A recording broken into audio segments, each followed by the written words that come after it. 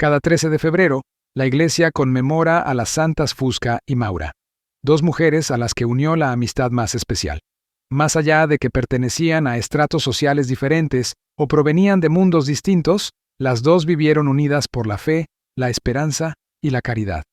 Fusca y Maura fueron contemporáneas de Santa Águeda de Catania, y como ella, sufrieron la terrible persecución organizada por el emperador romano Decio en el siglo III.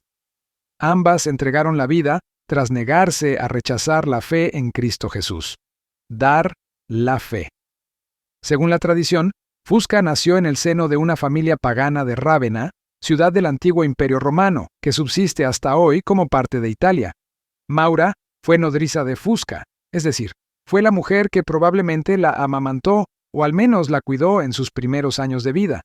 Cuando Fusca alcanzó la edad de 15 años, le confesó en secreto a Maura que había oído hablar del Señor Jesús y que tenía el deseo de convertirse y recibir el sacramento de la iniciación cristiana, el bautismo. Aquella invitación tocó profundamente el corazón de Maura porque ella se consideraba cristiana desde hacía tiempo, aunque todavía no se había bautizado.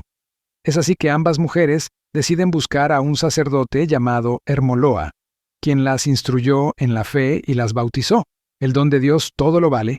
Cuando el padre de Fusca se enteró de lo que había hecho su hija, montó en cólera contra ella y contra Maura, culpándola de haber deshonrado a su familia. El hombre, entonces, ordenó que las dos mujeres fueran encerradas en los sótanos de la casa, donde se les dejó 3 días sin comida ni bebida. Su intención era darles tal escarmiento que al salir libres solo les quedaría pedir perdón por haberse bautizado. Sin embargo, esto no llegó a suceder. El padre, fuera de sí, buscó por otros medios que su hija retornara al culto pagano de la familia.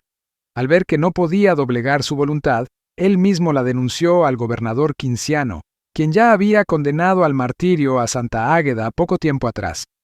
Fusca, consciente de su destino tras ser acusada, se encomendó a Dios y declaró que no temía ni a los tormentos ni a la muerte, porque confiaba en las promesas de Cristo y creía en la resurrección. Dar la vida. Quinciano envió a sus hombres para que se lleven a Fusca y a Maura, pero un ángel del Señor se paró al lado de ambas para protegerlas. Aquel día, los soldados no se atrevieron a ejecutar las órdenes recibidas. Solo unos días, un grupo mucho más grande de milicianos regresó y las dos mujeres fueron forzadas a comparecer ante el tribunal. Sin miedo, enfrente de todos, Fusca y Maura reafirmaron su fe en Jesucristo y la esperanza en su promesa de vida eterna. De acuerdo a las actas de los mártires, Fusca y Maura fueron cruelmente flageladas y después ejecutadas el 13 de febrero del año 251. La Iglesia Católica también celebra a Beato Jordán de Saxonia, sacerdote dominico 13 de febrero, Beato Jordán de Saxonia, Fra Angelikov, Jordán de Saxonia, Fra Angelico. Os he recomendado la pobreza, la caridad, la humildad, para que, a través de estas 3 virtudes, alcancéis verdaderas riquezas, placeres y honores, con la ayuda de aquel que es un fuerte apoyo, nuestro Señor Jesucristo. Carta a la Beata Diana del Andaló. Vivir honestamente, amar, enseñar. Así resumía Fray Jordán su regla de vida, que se convertiría en la de los dominicos, en el surco trazado por el fundador, que quería que sus frailes se empeñaran en la oración, la enseñanza y la predicación. La llamada a la predicación. Nacido en Westfalia, se conoce poco de la vida de Jordán antes de su encuentro con Santo Domingo, en París en 1219, cuando lo eligió como su confesor y comenzó a estudiar para el diaconado.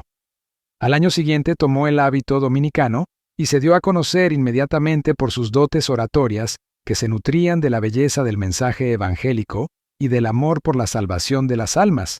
Su entusiasmo evangelizador le hizo ganarse inmediatamente el profundo aprecio tanto de los pobres como de los universitarios. Viajó mucho, Fray Jordán, incluso después de ser nombrado provincial de Lombardía. Viajó para participar en los capítulos, pero sobre todo para proclamar la palabra de Dios durante 20 años, hasta que sus fuerzas se lo permitieron. La querida orden. La fe firme y la vida santa de Fray Jordán atrajo muchas almas a su orden. En resumen, El número de frailes aumentó de 300 a 4,000 y el número de casas de 30 a 300. Trabajó para publicar las primeras constituciones dominicanas, para dar impulso a las misiones y a la administración de los sacramentos, y para proteger el derecho a sepultar a los frailes en las iglesias dominicanas. No dejó de defender el carácter universal de la orden y su independencia frente a las interferencias del clero local. Además, fue gracias a él que las monjas dominicas estuvieran también jurídicamente incluidas en la orden, como había sido la voluntad precisa del fundador. En los pasos de Santo Domingo, el hermano Jordán fue alumno de Santo Domingo, que lo había elegido como su sucesor.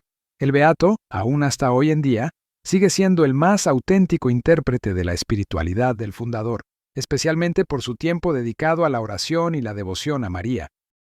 Domingo y Jordán se semejaban mucho por la mansedumbre, pues corregían a sus hermanos y hermanas con bondad de corazón más que con rigor y disciplina.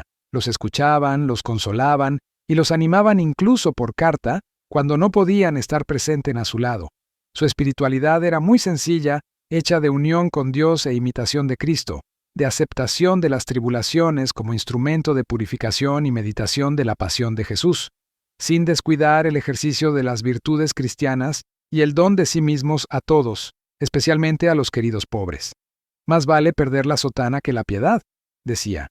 Hacia el final de su vida, Dios le concedió ver el traslado de los restos de Santo Domingo a un sepulcro más decente y al año siguiente le concedió alegrarse por la canonización de Domingo, realizada por el Papa Gregorio IX.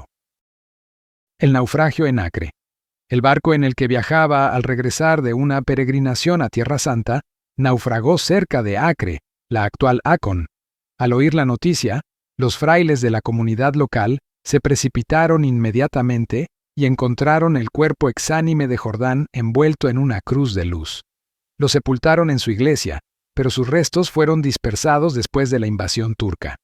La tradición añade que, precisamente el día en que Jordán murió, la futura Santa Lutgarda tuvo una visión de Jordán en el cielo, entre los apóstoles y los profetas.